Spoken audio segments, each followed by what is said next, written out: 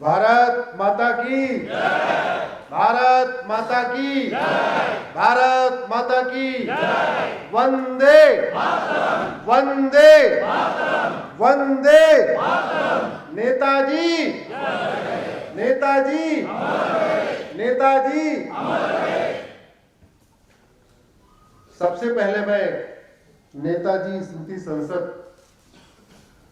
को ये कार्यक्रम करने और मुझे बुलाने और नेताजी के जन्म स्थान का दर्शन करने के लिए धन्यवाद देता हूं कि आपने मुझे बुलाया, दर्शन कराया और इतने सारे देशभक्तों से मिलवाया, तो इसलिए मैं आपका हार्दिक अभिनंदन करता हूं।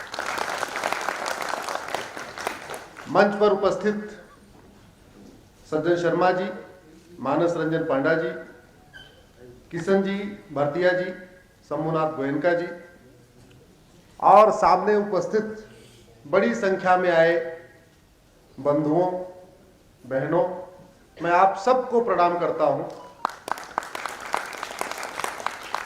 और यहां आने की मुझे बहुत खुशी है, बहुत खुशी है, लेकिन थोड़ा दुख भी है। मैं लगभग 1 घंटे रहा नेताजी के सदन में। निकलते समय मैंने अपने मन की पीड़ा उस रजिस्टर पे लिखा है। खुशी इस बात की है कि मुझे नेताजी के जन्म स्थान का दर्शन करने, उनको समझने, उनके बचपन की चीजों को देखने का अवसर मिला। लेकिन दुख इस बात का है, इतना बड़ा महामानव, इतनी बड़ी विभूति, इतना बड़ा दार्शनिक, इतना बड़ा योद्धा, उसके जन्मस्थान की यह हालत है। बहुत तकलीफ, बहुत तकलीफ।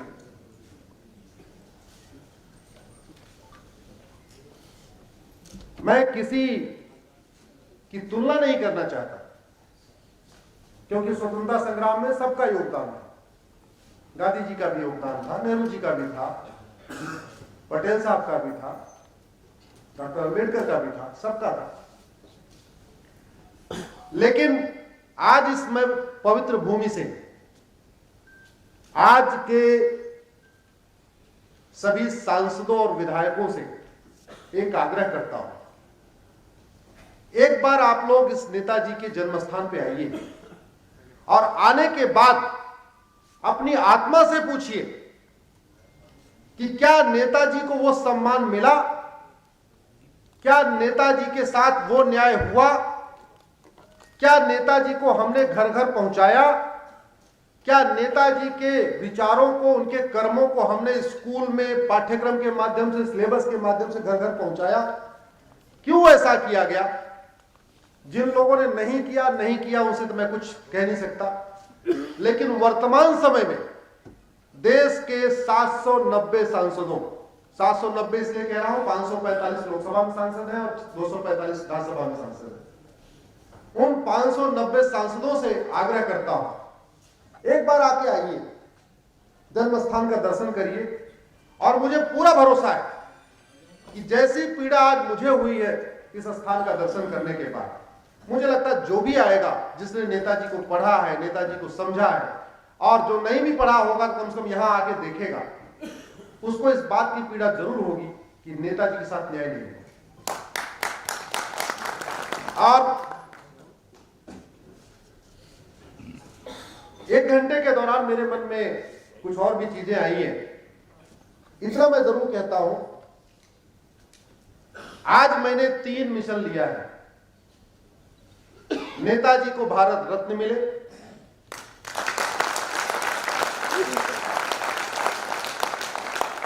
नेताजी की एक यहां विशालकाय स्टैच्यू लगे और कटक रेलवे स्टेशन का नाम नेताजी सुभाष चंद्र बोस के नाम पर रखा है। और इन 3 कार्यों के लिए मैं अपनी यथाशक्ति, जो भी मेरे पॉलिटिकल कनेक्शन है और जरूरत पड़ी, वैसे ऐसे विषयों पे पीआईएल नहीं होती है, लेकिन नेताजी का मैटर एक्सेप्शनल केस है, ये मैं अगर जरूरत पड़ी तो कोर्ट में जाके जजों को भी बताऊंगा कि ये कोई सामान्य मानव नहीं, महामानव के लिए हम यहां पे कुछ मांगने आए हैं। तो मुझे पूरा भरोसा है, अगर विधायिका कार्यपालिका अपना काम नहीं करेगी तो न्यायपालिका अपना काम जरूर करेगी। ये मैं आप लोगों से वादा करता हूं।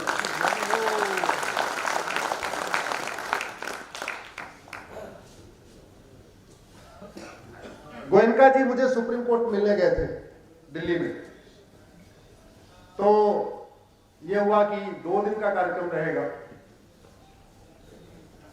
आज कटक में रहेगा, कल भुवनेश्वर में रहेगा। तो हमने तय किया कि आज हम 1950 से पहले हुए पापों की बात करेंगे और कल भुवनेश्वर में 1950 के बाद हुए पापों की बात करेंगे। आज हम बात करेंगे उन कानूनों की जो अंग्रेजों ने बनाया था देश को लूटने के लिए, देश को बांटने के लिए, देश को तोड़ने के लिए। और कल भुवनेश्वर में बात करेंगे 1950 के बाद आजादी के बाद की सरकारों ने जो संसद में महापाप किया है, देश को लूटने के लिए, देश को बांटने के लिए, देश को तोड़ने के लिए। कल उस पर भुवनेश्वर में बात करेंगे। तो इसलिए आज बात करते हैं अंग्रेजी कानून।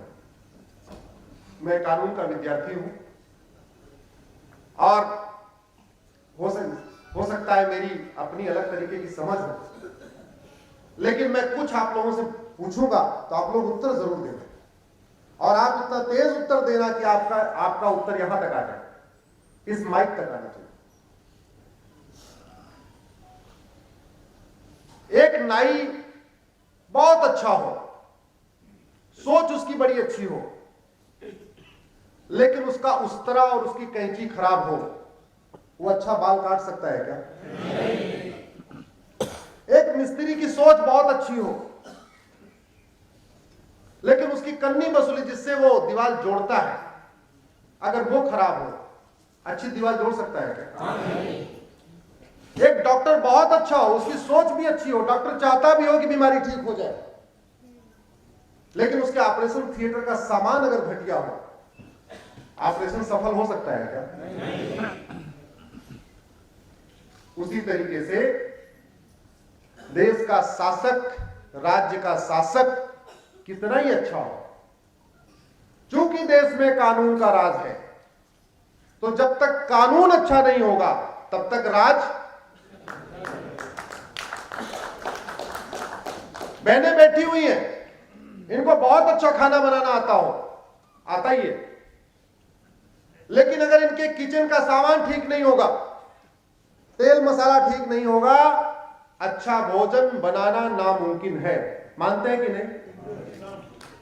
तो वैसे ही भारत में किसी पॉलिटिकल पार्टी का राज नहीं है, भारत में किसी नेता का राज नहीं है, भारत में मुख्यमंत्री प्रधानमंत्री का राज नहीं है।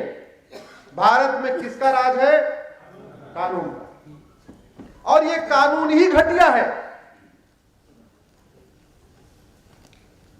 अरे अगर सीमेंट बालू ही खराब होगा तो अच्छा घर कैसे बनेगा?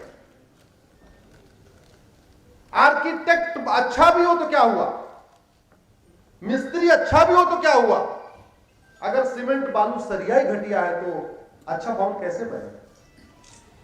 और पिछले 75 सालों से हमने कभी इस दिशा में काम नहीं किया।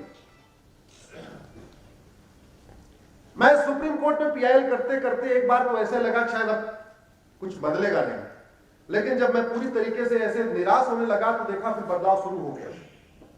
फिर मुझे लगा अब सुप्रीम कोर्ट के अलावा थोड़ा सुप्रीम कोर्ट के बाहर भी चलना पड़ेगा। वो इसलिए चलना पड़ेगा क्योंकि भारत में लोकतंत्र नहीं है, भारत में भीड़ तंत्र है। भीड़ इकट्ठा होगी तो सुप्रीम कोर्ट का फैसला बदल दिया जाएगा, और भीड़ इकट्ठा नहीं होगी तो संविधान में